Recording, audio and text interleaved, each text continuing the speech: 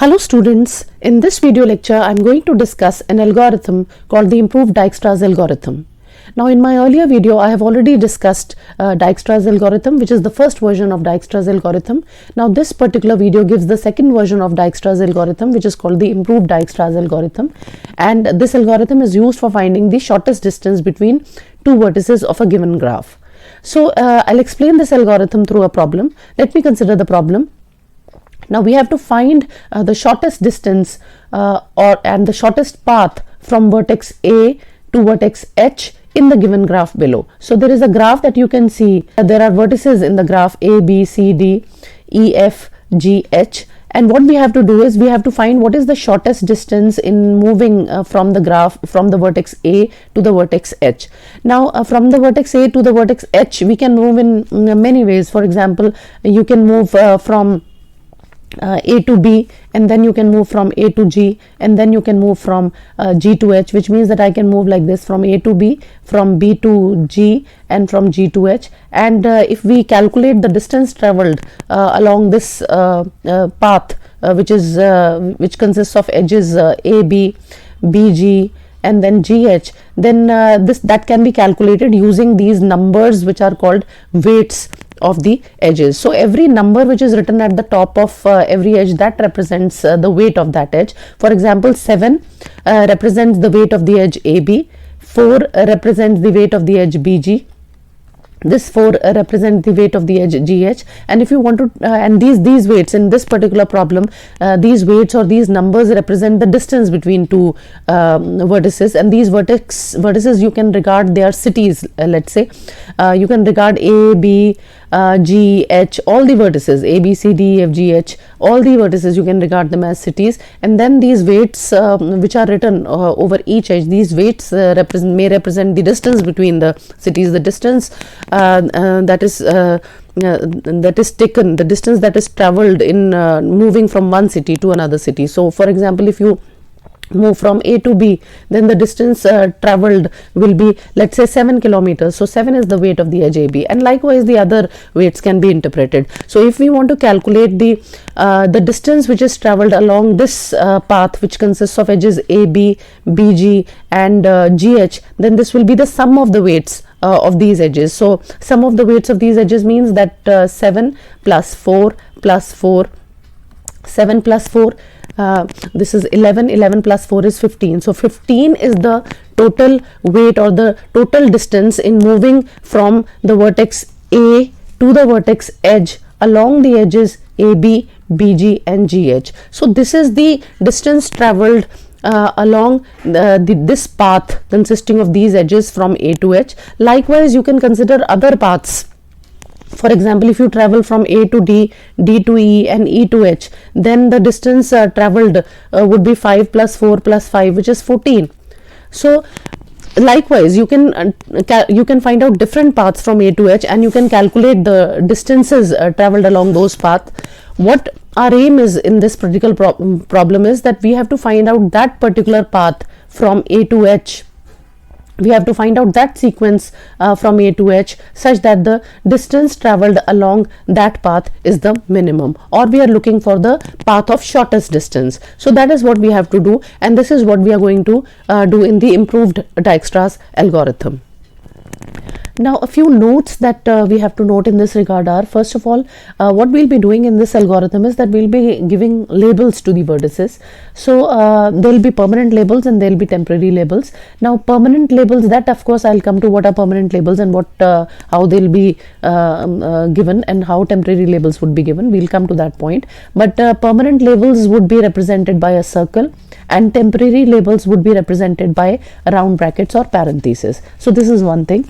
The second thing which you have to notice that the weight of an edge consisting of vertices x and y, that is weight of edge xy, would be represented by wxy, which means that in this notation the weight of the edge AB, the weight of the edge AB is 7, because 7 is specified over the edge AB. So weight of the edge AB is 7. Then weight of the edge BG, this is 4, because 4 is specified over the edge BG. Then again weight of the edge CF, weight of the edge CF, which is W of CF, this is 5. So likewise, this is the notation that we are going to use throughout the algorithm. Now moving on to solution of the problem. Now the first step, step 1 we are starting with. Now in step 1 what we do is that we set the vertex A which is the starting vertex, that to v1. So A is equal to v1, that we do, and then we give a permanent label to this vertex, because we are starting our journey from the vertex A, and then finally you have to move till the vertex H. So we are starting our journey from A, so A is labeled as v1, and we give a permanent label to it and we label it as 0, and because it's a permanent label, so we put it in a circle. And this is in fact the distance which is traveled so far in reaching A, because we have just started our journey, so the distance traveled is 0. So that way, just for understanding why the label 0 has been given, why permanent label 0 has been given to the vertex A, so this is you can understand it this way, that because we are starting our journey from A and no distance has been traveled so far, so A is the vertex, the first vertex, and we are calling it as v1. So we are setting it as v1, and the permanent label that we are giving to it is 0, and we are putting it in circle, and rest all vertices B, G, H, C, and then E, and then F and D, all of them are given temporary labels, and the temporary label which is given to all the vertices is infinity, and because it's a temporary label, so we put it in parentheses or round brackets. So this is the step 1. So this is the end of step 1. Now coming to step 2, now in step 1 this was the figure that we obtained in step 1, and we had seen that A was the vertex which was set to v1, and this was the vertex which had attained a permanent label. So the vertex which attained a permanent label, that is A, which has been set as v1, so the permanent label of that which is 0 is then 0 would be referred as now, and this value of D would be used in step 2. So this is something we obtained in the permanent label of A we obtained in step 1, and this permanent label which we obtained for the vertex A which has been set to v1, this permanent label would now be referred to as D, and this D, as I said, would be used in the next step, which is step 2, which we are going to do now. Now what we do in this step is that we consider all the vertices which are adjacent to A. Now a vertex is said to be adjacent to A if it shares a common edge with A. Now if we take a look at what are the vertices which are sharing a common edge with A are, one is vertex B, and we have to look for those vertices which are adjacent to A which do not have a permanent label. So we can see that B is adjacent to A because there is a common edge AB in between them. And also B has a temporary label, so B is one vertex which we have to consider. Then again C is another adjacent vertex to the vertex A, because there is a common edge between A and C, which is AC. And also we can see that C doesn't have a permanent label, it has a temporary label.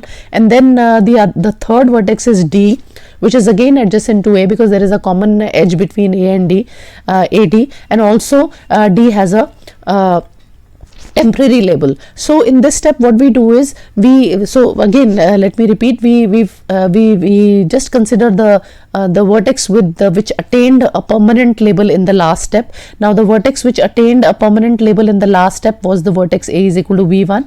Now corresponding to this vertex, the value of the label, we denote the value of the label of this, the permanent label, we denote the permanent label, the value of the permanent label as D, and now this value of D will be used in this step. Now in step 2 what do you do is you find out those vertices which are adjacent to the vertex A which do not have permanent label, and such vertices are, we have seen, one is B, the other is C, and the third one is D. So what we do is for vertex B, for vertex C, and for vertex D we now make the calculations. And what is the expression that we calculate? We calculate D plus WAB. WAB is the weight of the edge AB. This is the edge AB. So D, the value of D is 0 and the weight of the edge AB. You just have to understand as if we are moving from A, you are moving to vertex B. So if you are moving from vertex A to vertex B, the distance traveled would be the distance you have already traveled, which is D, plus the weight of the edge AB. The weight of the edge AB is 7. So this is going to be D plus WAB, which is 0 plus 7, which is less than infinity. Infinity is the temporary label of vertex B. So if this happens, if this expression which you have calculated, if this comes out to be less than the original temporary label of the vertex B, then the temporary label of the vertex B has to be changed, and then the temporary label of the vertex B would become 7. The calculation for vertex C. Again, the calculation we make for vertex C is D plus WAC. This you have to understand as if we are moving from A to C, because there is an option when we have to move actually from A, from the vertex A you have to move to vertex H, and in moving from A to H you have to cross many vertices. Now one option is that you can move from A to B. So if you move from A to B, this will be the distance that you will travel. If you move from A to C, this will be the distance which will be traveled. And if you move from A to D, this option if you take, then this is the distance which you have traveled, which you will be traveling. So here we calculate. So this is how you have to understand, and you have to remember the step. So here you have to calculate the expression D plus WAC, and the value of D from the last step, which is step 1, is 0, and WAC is the weight of the edge AC, which is 6. So this is 0 plus 6, which is 6, which is less than the current temporary label of the vertex C. So because this is happening, because this expression which you have calculated comes out to be less than the current temporary label of the vertex C, so the temporary label of the vertex C needs to be changed, and the temporary label of the vertex C needs to be updated, and that temporary label would be made 6, this particular number. So we change the temporary label of C to 6, and we put it in round brackets or parentheses, just because it's a temporary label. Again we make the calculation for D, and we calculate D plus WAD, and then D plus WAD is D is 0 from the last step, and WAD is the weight of the edge AD, which is 5. So 0 plus 5 is 5. Now this 5, this expression, this number which we have calculated, this is less than the current temporary label of the vertex D. Now because this is happening, so we need to update the temporary label of the vertex D, and the temporary label of the vertex D would now be made 5, and so this is what we do. The temporary label of the vertex D is made 5, and because it is temporary, we put it in round brackets or parentheses. Labels of all the vertices have been changed. So the label of B, the temporary label of B is changed to 7, the temporary label of C is changed to 6, and the temporary label of D is changed to 5. So this is what we do. Now once we are done with that, now the next thing that we have to do is that we have to calculate the minimum of all the temporary labels that are coming in the graph, the current graph. Now all these 3 are the labels which we have just updated, and the rest are all infinity. We have not updated the rest labels, which means vertex of G, the label of G, H, E and F. These are all infinity, so these labels remain as it is. And now we find out the minimum, because we are looking for the path of shortest distance. So we always try to find out the minimum, that is that path along which the distance traveled is the least. So we look for minimum, and the minimum occurs at 5, and 5 is the temporary label corresponding to the vertex D, which means that now D is the vertex which is now the vertex of consideration in this step, and D we set as V2. D is the vertex which will now obtain a permanent label, because in every step there will be a vertex which will be attaining a permanent label. So now the temporary label of D, which is 5, this temporary label would now be made the permanent label. And so now earlier it was 5 in round brackets, and now it will be 5 in circle, because now it has become permanent label. So D is equal to V2 is the vertex that has attained a permanent label in this step, which is 5, and this permanent label will now be denoted by D, and this will be used in the next step, which is step 3. So that is the end of step 2, and the conclusion that we get from step 2 is the final conclusion is that we have got a vertex D which has been set as V2, which is the next vertex of consideration, and this vertex has attained a permanent label, which is 5, and this 5 would now be referred to as D in the next step, which is step 3.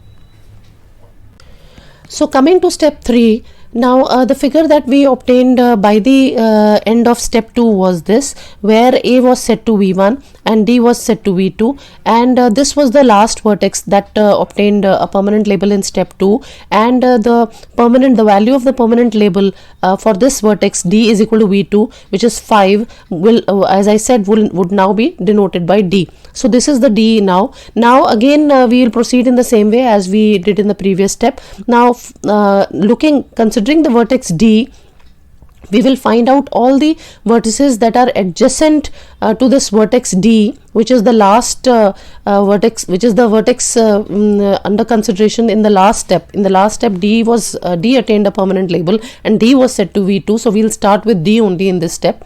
And now we'll find out all the vertices that are adjacent to the vertex D, and those vertices which are adjacent to the vertex D and they do not have permanent label. So these are the two vertices that we have. One is the vertex F.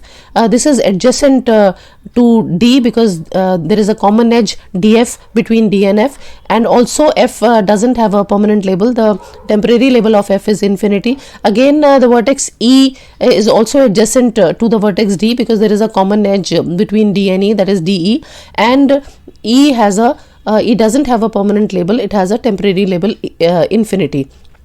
So these are the two vertices for which the calculations would be now made. For vertex E and vertex F, we will make the calculations. And what is the expression that you have to calculate? Now the expression that you have to calculate is D. The value of D in this step is 5. D plus the weight of that edge which connects D to the current vertex F, to the current vertex E, for which the calculation is being made. So we are firstly concentrating on the vertex E, which is this vertex. So the expression that you have to calculate is D plus weight of the edge DE. This is the edge DE.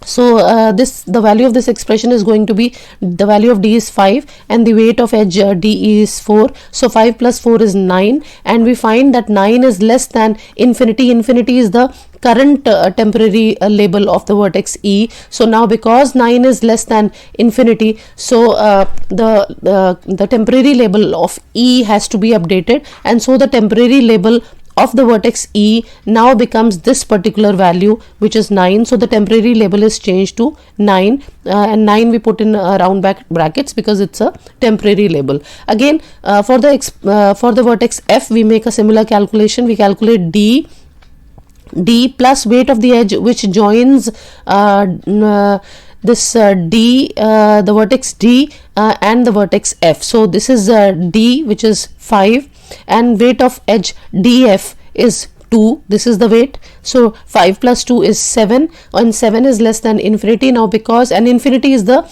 current temporary label of the vertex F. Now because this is true, because 7 is less than infinity, so the temporary label of vertex F will also be now updated. It will be improved upon, and now the temporary label of F becomes this particular number, which is 7. So the temporary label of F becomes 7. So now once this has been done, again the same thing, we have to calculate minimum of all the temporary labels that are present in the graph so far. So the vertices that have temporary labels are first is the vertex B with 7. This is the vertex B with the temporary label 7, and then the vertex C with temporary label 6, and then the vertex E with temporary label 9, which we have just updated, and then the vertex the vertex F with temporary label 7, which again we have updated, and the rest two vertices G and H and G, H this has already been updated. G and H still have temporary labels as infinity. And then once you have done that, once you have found out the minimum, so the minimum comes at this 6, and 6 is the label, the temporary label corresponding to the vertex C. So C is the vertex under consideration, and C is set to V3 now, because this is the vertex under consideration, and this is the vertex whose temporary label would now be changed. So now the temporary label of the vertex C, or V3, which is 6, would now be changed to permanent label, and so we put it in a circle. So now by the end of step 3, This is of course the end of step 3, and by the end of step 3 you have that A has been set to V1 and A has permanent label 0, D has been set to V2 and D has permanent label 5, and C has been set to V3 and C has permanent label 6, and this is the last vertex which has acquired a permanent label. So this is the vertex that we will be starting with in the next step. And also because the value of the permanent label of C, which has been set to V3, is 6, so D, this would be D, or D would be used as 6 in the next step, which is step 4. So this is the figure which you obtain by the end of step 3. So after this we start with step 4. Now coming to step 4, by the end of step 3, this is the figure that we have obtained, and the vertices that have attained a permanent label are A, which has been set to V1 with permanent label 0, D, which has been set to V2 with permanent label 5, and C, which is set to V3 with permanent label 6, and C or V3 is the last vertex which attained a permanent label. So the value of the permanent label, which is 6 for the vertex C or V3, that is taken as a D in this particular step. So D is equal to 6 in this step, and again we proceed in the same way as we did for the previous steps, corresponding to the vertex C, because C was the last vertex which attained a permanent label. So corresponding to the vertex C, we find out those adjacent vertices. We find those vertices which are adjacent to C which do not have permanent label, and there are two such vertices. One is vertex G, which has a temporary label infinity, and the other vertex is F, which has a temporary label 7, and both of them are adjacent to C because there is a common edge CG between C and G, so G is adjacent to C, and again there is a common edge between C and F, so F is adjacent to C. So now we make calculations for these two vertices, therefore for vertex G and for vertex F, and this is the expression that we calculate. So we calculate D plus weight of the edge joining C and G, which is weight of the edge CG, and D is 6, weight of the edge CG is this 3. This is the weight of the edge CG. So 6 plus 3 is 9, and 9 is less than infinity. Infinity is the current temporary label of the vertex G. Now because 9 is less than infinity, so the label of G will be updated, and the label of G will now be changed to this particular value which we have calculated, which is 9. So the new label of G is 9, and we put it in round brackets because it's a temporary label.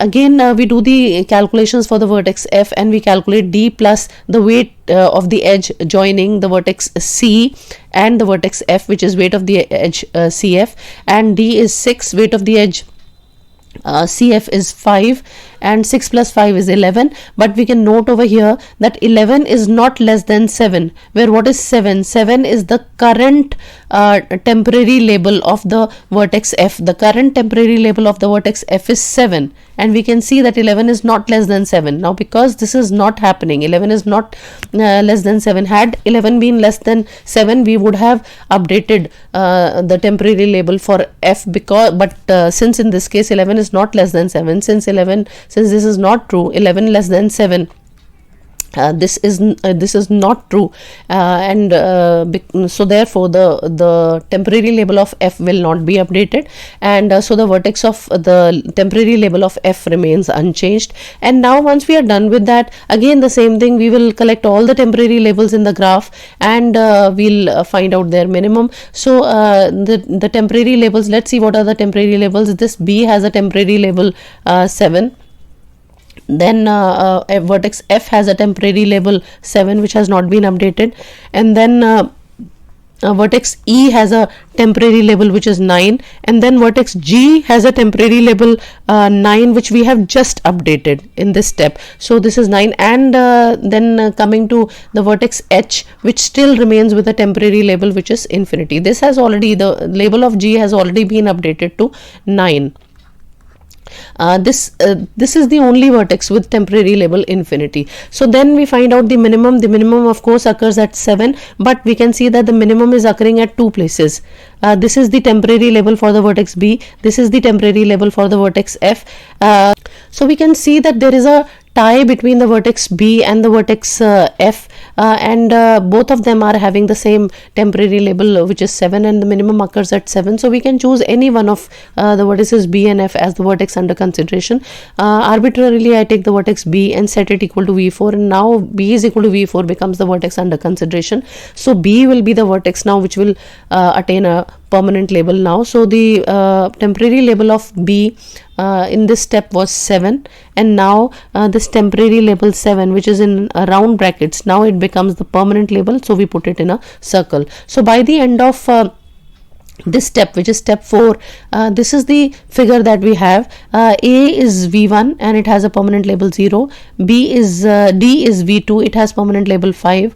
Then C is V3, it has permanent label 6, and B is set as V4 now in this step, and it has permanent label 7. So this is the end of step 4, and in the same way we have to proceed in all the further steps, and in every step a vertex will be attaining a permanent label, and finally in the end we have to proceed till H attains a permanent label.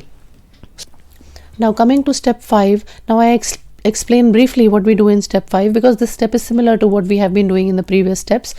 In step 4, the vertex which was of special consideration was the vertex B, which was set to V4, because this was the vertex which attained a permanent label, and the permanent label was 7. So the value of the permanent label, which is 7, will be taken as D in this step, and and again this is the vertex, that is B is equal to V4 will be the vertex which we will be starting with in this particular step, and corresponding to this vertex we will find all those vertices which are adjacent to B which do not have permanent label, and we find that G is the only such vertex which is firstly adjacent to B, because B and G share a common edge BG, and also G doesn't have a permanent label, it has a temporary label 9.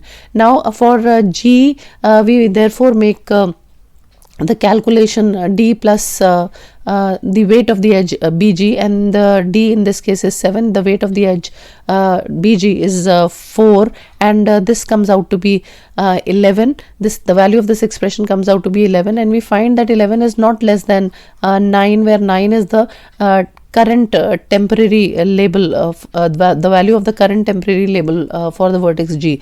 So because 11 is not less than 9, this means that we do not have to update the label for G. So the temporary label for G remains unchanged, it remains as it is, that is it remains 9 only as usual.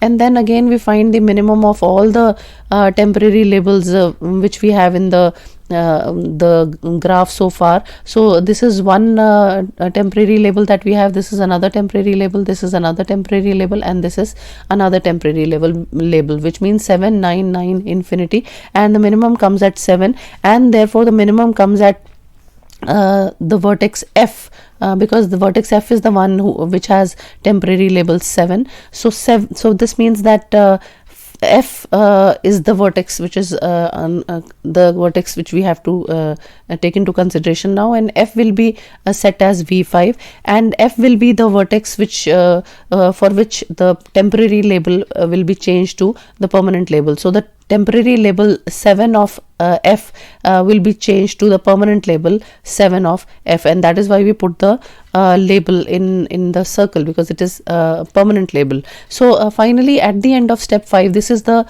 graph that we have, these are the labels, and we see that the vertex which was made the vertex which was given a permanent label was F, and the label of F is 7 and it is permanent label. So F will be the vertex with which we will be starting in the next step, and also in the next step the value of D in step 6 would be the value of this the value of the permanent label of the vertex F, which means that D will be 7 in the next step. So this is the end of step 5.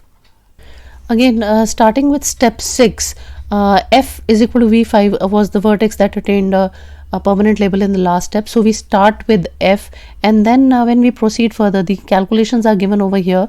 All the calculations we have to proceed exactly in the same way. We find that when we take the minimum of all the temporary labels, again there is a tie in this particular step. So this label 9 corresponds to the temporary label for the vertex G, and this 9 corresponds to the temporary label for the vertex E. The calculations are just all these calculations are just done in a similar way, the way we have been proceeding in the previous steps. This was the figure from the previous step. These were the labels from the previous step, that is step 5, and now this is here at this point we find that there is a tie. So as we had seen before, that any of the two vertices can be taken out of G and E. Any of the two vertices can be taken as the vertex of consideration. So here we take E as the vertex of consideration, and we set E to be equal to V6, which means that the temporary label of E, which is 9, will now be changed to the permanent label 9, which we put in a circle. So again E now also attains a permanent label, which is 9, which means that in the next step, which is step 7, we will be starting with the vertex E. This is one thing, and secondly, the value of D in the next step will be taken as the value of the permanent label of E, which means that D will be taken as 9. So this is the end of step 6.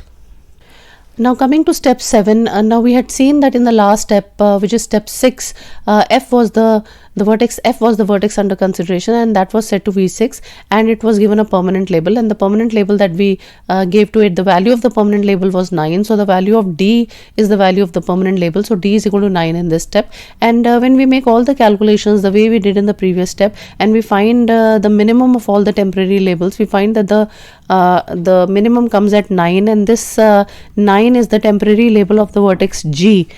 So this means that G is now the vertex in consideration. So G is set to V7, and the temporary label 9 of G is changed to permanent label 9 of G. So by the end of step 7, G has attained a permanent label, and the value of the permanent label is 9. So this means that G will be the vertex with which we will start in the next step, and the value of D in the next step would be equal to the value of the permanent label of G, which means that D would be equal to 9 in the next step. So this is the end of step 7.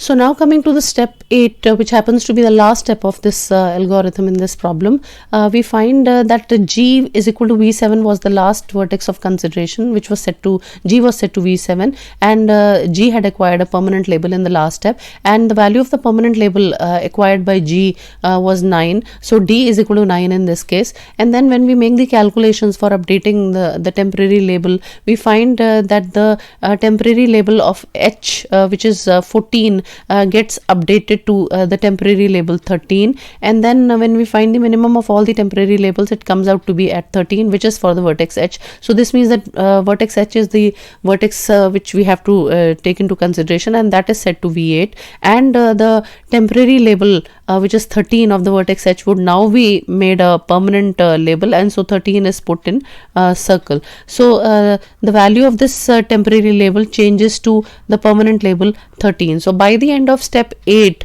all the vertices have acquired a permanent label. We have seen that A is equal to V1, this has a permanent label 0, and D is equal to V2 has permanent label 5, and so on. All the vertices we can see they have permanent labels, and the last vertex in this line to acquire a permanent label was vertex H, and the permanent value of the permanent label of vertex H, which is V8, is 13. So the value this 13, which is the value of the permanent label of the vertex H, is nothing but this is the length of the shortest path from the vertex A to the vertex H. This means that the length of the shortest path from A to H is 13. So this is what we have at the end of step 8.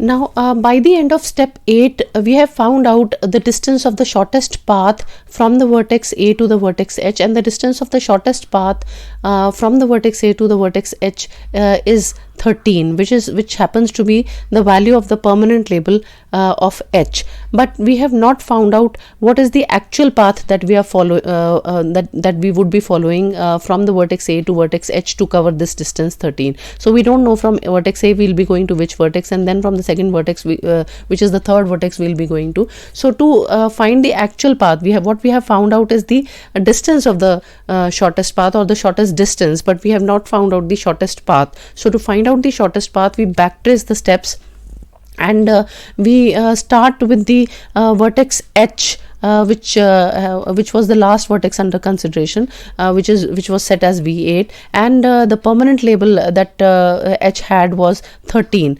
Now for this particular vertex H under consideration, the last vertex under consideration, we find out what is the last temporary label H had. Now the last temporary label which H had was 13. So this we can see, this happened in step 8, and then after you have I'll go to that step 8 to show you what actually happened in step 8. But the last temporary label which the vertex H had was 13, and we then try to find out what is that vertex which gave rise to this temporary label 13, and we find that it is nothing but it is the vertex G, because this was a calculation that we had in step 8, that D plus weight GH is equal to 9 plus 4, which is 13. So G, it was because of vertex G this label came. So let us take a look at step 8. Now the last temporary label which H had was this 13, and this label came, we can see that because of this calculation, D plus weight of GH, which is 9 plus 4, which is 13, and 13 was less than 14, where 14 was the current temporary label of H, and because 13 was less than 14, so the temporary label of H was updated and it was made 13. So it is because of the vertex G is equal to V7 that this label of H came out to be 13. So from H, this means that we will go to the vertex G. So backward we are following. Then again, now we are currently at the vertex G.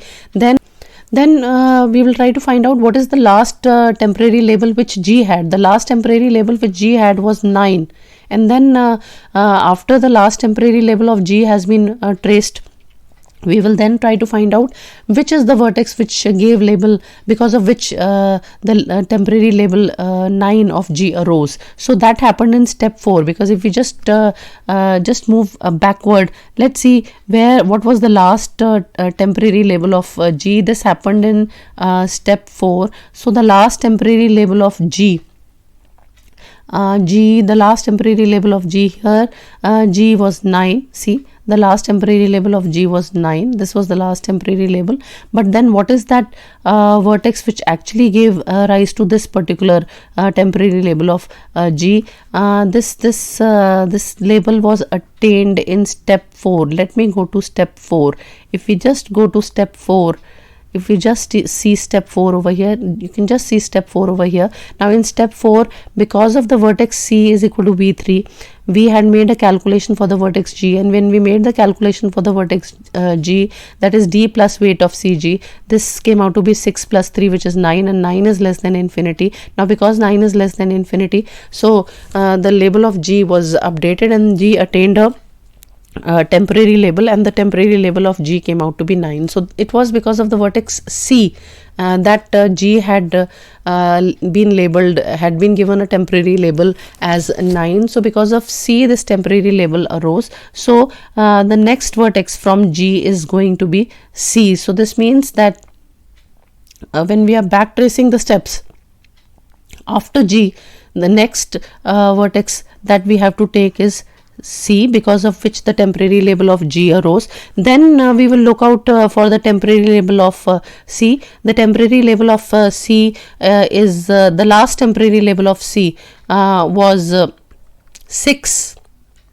This we can check from the previous steps, and the last temporary label, which is 6 of C, this arose because of the vertex A, and this calculation was done in step 2. 2. So you can go to step 2 and check out that this calculation was made, that d plus wac is equal to 0 plus 6 is equal to 6, and this was the this 6 then was updated as the temporary label of the vertex C. So finally we have reached the point, the vertex A. This means that how is the shortest path obtained from A to H. This means that the shortest path is from A to H is A to C and C to G and G to H. The temporary label of H, the last temporary label of H arose from G, the last temporary label of G arose from C, the last temporary label of C arose from A. So this is the shortest path.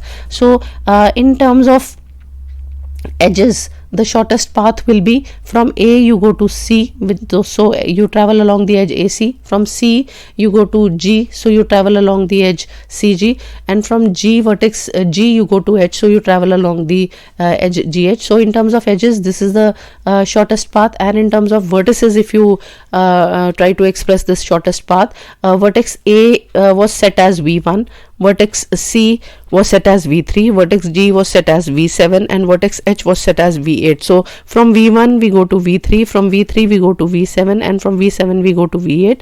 And then what is the weight along this path? The edge of the weight of the edge AC is 6, the weight of the edge CG is 3, the weight of the edge GH is 4. So 6 plus 3 plus 4 is 13, which is the distance of the shortest path which we have calculated. So this calculation comes out to be the same which we had calculated after the end of step 8. So by backtracing the steps, this means that we can obtain the shortest path. So this is one thing. Now one more thing that we have to remember is that at points there have been points where there had been a tie between the temporary labels, as in this case there is a tie. 9, the minimum is occurring at 9, and 9 is occurring at 2 places. So this 9 is a temporary label for vertex G, and this 9 is a temporary label for vertex C. And as I had remarked earlier, that we can choose any of E and G as the vertex under consideration. Here we had taken E is equal to V6, but we can take G is equal to V6 also. So correspondingly, what choice we make for the vertex over here, which vertex out of E and G we set as V6, our shortest path will change accordingly, but the length of the shortest path which we have calculated will remain 13 in any case, which we have calculated at the end of step 8. But what will be the shortest path actually from A to H, that will depend upon what edges you will traverse, or what edges you will travel from A to H to cover this distance.